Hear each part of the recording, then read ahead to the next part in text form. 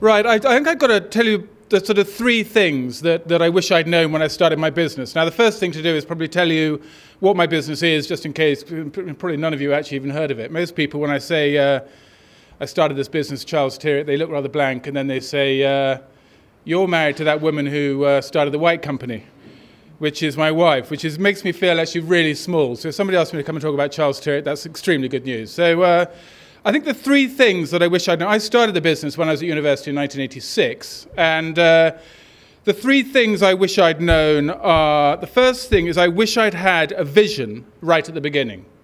We have a vision now which I pretend, and when I talk to people, I pretend that I've had this since the day I started, which is just absolute bollocks. I haven't. I made it up about 5 years ago. But that vision I have now from 5 years ago is that we want to be the best shirt business in the world.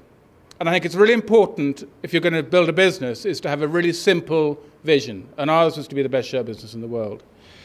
And then the second thing I really wish I'd known is about focus. And now I bang on about focus, because it's about really, you have to work out what you're trying to do, what you want to do, where you want to go, and then you just stick to it. And I think I have made so many mistakes along the way. And every single time I've done it, it's because I've lost focus. And the first one was in 1994, when we were running a very good mail order shirt business, very small but very good. I'd just taken on my first 4 people. So there were me and a guy called Pete Higgins and 4 others, and then we went bust. And we went bust because we bought a children's retail business.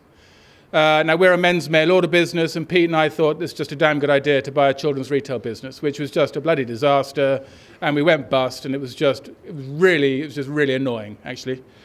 And I suppose what I then found, I should have learned from that mistake. But 11 years later, in 2005, I did exactly the same thing, and I got an MD into the business, and he came from Ralph Lauren, and he tried to turn us into Ralph Lauren, and we did women's, children's, formal, casual, massively expanded the range, ended up with 10 million quid's worth of stock we couldn't sell, and very, very nearly went bust again.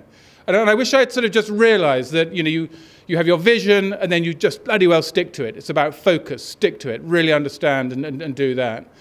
And the third thing I wish I'd known when I started is, you don't build a business on your own. And it's such an old cliche, and everyone always tells you it's about the people in the business, and you never really believe it until it's sort of too late. Like for me, 1986 was 25, 26, I don't even know what year we're in now, but quite a long time ago.